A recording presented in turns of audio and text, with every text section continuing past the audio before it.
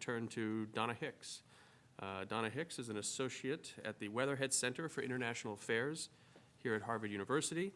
She's been involved in numerous unofficial diplomatic conflict resolution efforts, including projects in the Middle East, Sri Lanka, Cambodia, Colombia, Cuba, and Northern Ireland. She was a consultant to the BBC, where she co-facilitated a television series, Facing the Truth, with Archbishop Desmond Tutu, which aired in the United Kingdom and on BBC World. She's taught conflict resolution at Harvard, Clark, and Columbia universities, and conducts training seminars in the Dignity Model, a human-centered approach to rebuilding conflict relationships. And she does that both in the US and abroad. Donna is the author of the book Dignity, Its Essential Role in Resolving Conflict, published in 2011 by Yale University Press, and she is the founder of declaredignity.com. So Donna, you are a resident expert on dignity. Can you tell us, what role do you think dignity plays in building trust through meaningful work? Yes, thank you, Bill. And first, I'd like to thank the RCC for this opportunity again, and to also thank Manuel. Where is he? Oh, there you are, right in front of me. This man has worked tirelessly to get this program going and functioning as efficiently as it is, and I just thank you so much for all your efforts. And Rita also, David also was helpful in organizing. So I feel at home here. This is my fourth year with this colloquium, and typically I've been talking about, in the past, about dignity and the role that it plays in creating trust in organizations. And the real short story about trust, because I can't elaborate right now, but the real short story about trust is when people feel that their dignity is being honored, they are trusting of those who are in positions of power. But when they feel their dignity is being threatened and trampled upon, then trust is the first thing that breaks down. And it's extremely hard to get a relationship back on track once people have felt that their dignity's been violated. So that's the beginning point that I want to make about trust. But I also just want to tell you what my basic definition of dignity is, and that is that it's our inherent, inborn sense of value and worth. We all came into the world worthy. We're all born equal in dignity. We may not be, as we grow and develop in the world, we may not be equal in status, but I believe very strongly that we're all still equal in dignity. And the other thing I made a point about last year was that even though we're born with dignity and it's part of our DNA, it's our birthright, we're also born vulnerable to having that dignity violated. So we have to be really careful about this concept of dignity. Yes, it's a God-given gift and a part of the beauty of the human experience, but at the same time, I've experienced more indignity in my work in international conflict than I have actually the opposite, where people are feeling honored. So the very basic definition, it's our inherent value and worth. And I also wanted to point out again that the neuroscience has helped us tremendously in getting this message out about dignity, because the very short story is that when people are put into brain scanners and they're confronted with a situation where their dignity is where their physical selves is being compromised or injured in some way, it shows up in a very ancient part of the brain.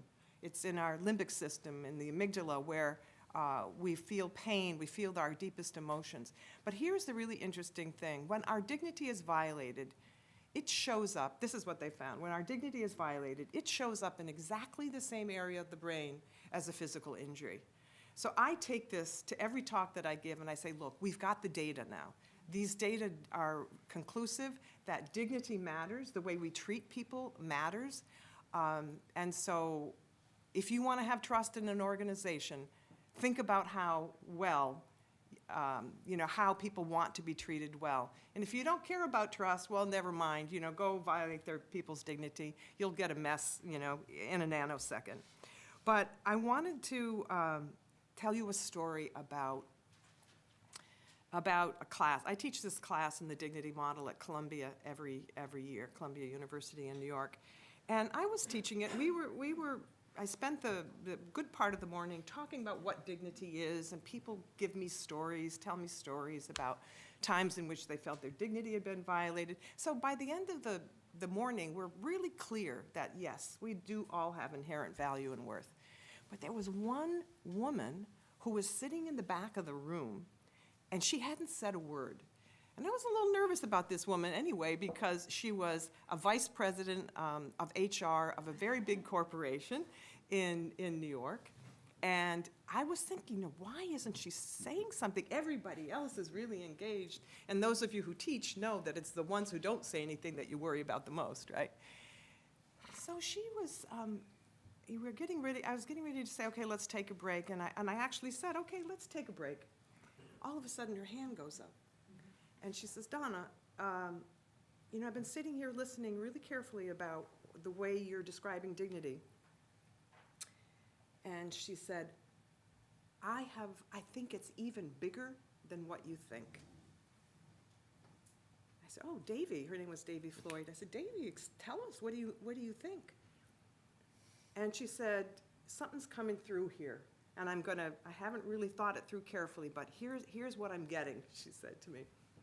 She said, I think our dignity is given to us in a sacred trust.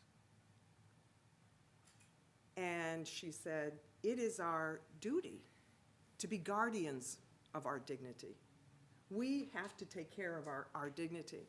And she said, it's not just that we have to take care of our dignity, our personal dignity, but I have to take care of your dignity as well, and yours and everybody's dignity. And she said, dignity has a big D. It's not a little d, it's a big D. And so, I thought about that. I thought about how she, characterized dignity as something much bigger than even us. There's a big concept there. And to call it sacred trust, you get the double entendre there, trust, sacred trust. And so, guardians to dignity, well, that gave me another insight about how I thought about dignity. And actually, at the end of the day, I think it's about three things. It's about connection, connection, and connection. So what is that?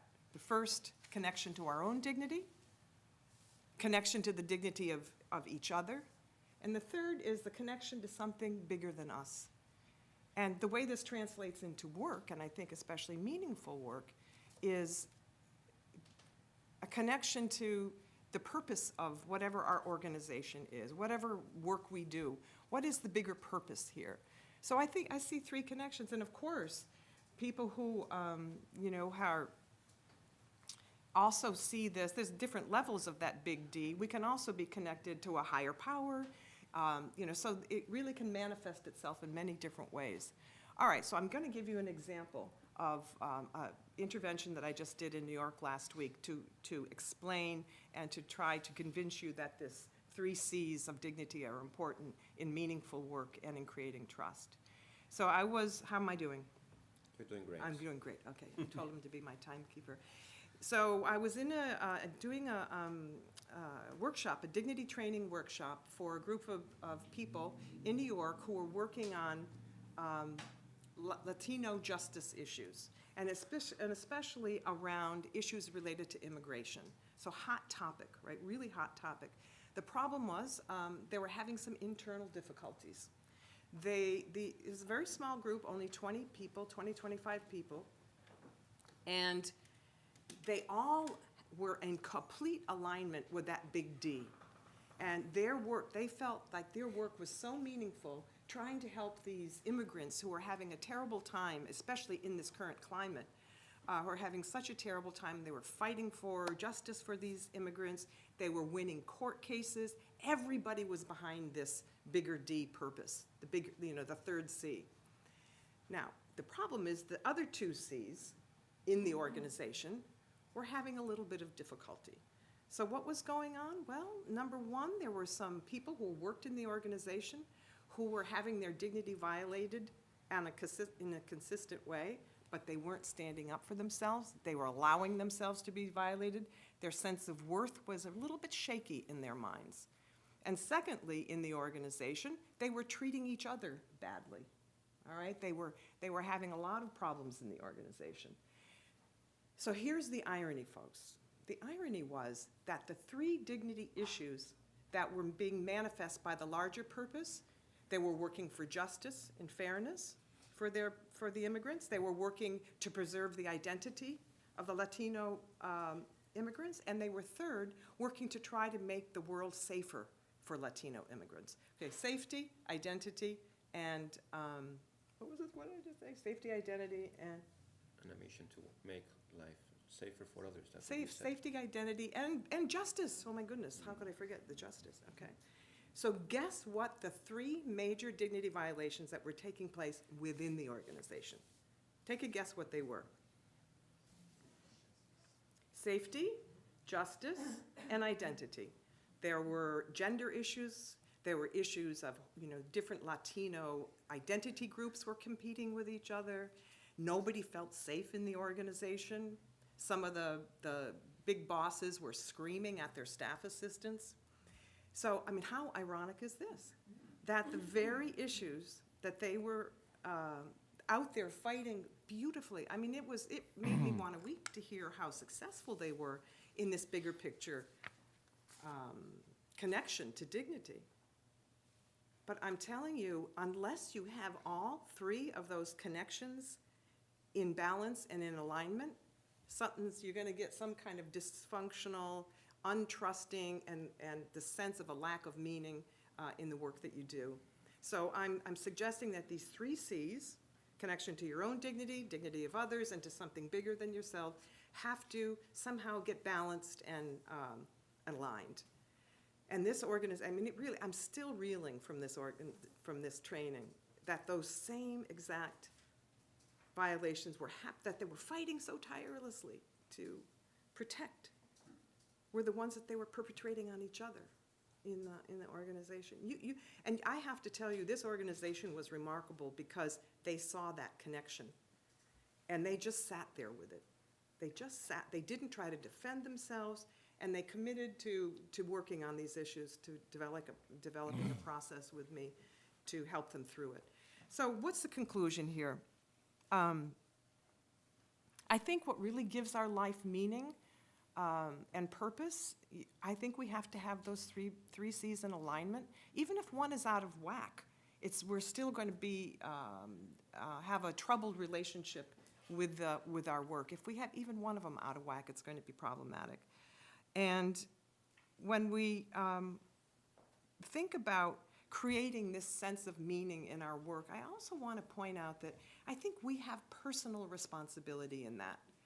I've tend to think about the meaning and the meaningfulness really being part of the duty of the leadership and those who are in charge of the company, that they have to create these environments where people feel like they're doing meaningful work, feel like they're being treated with dignity. But I think everybody has responsibility for that. I think the employees and the leadership together have responsibility, because you can't, if you're waiting for your leadership to create an opportunity for you to honor the dignity of your fellow employees or to even honor your own dignity, you have to know that. You have to be really centered in that sense that I'm worthy no matter what.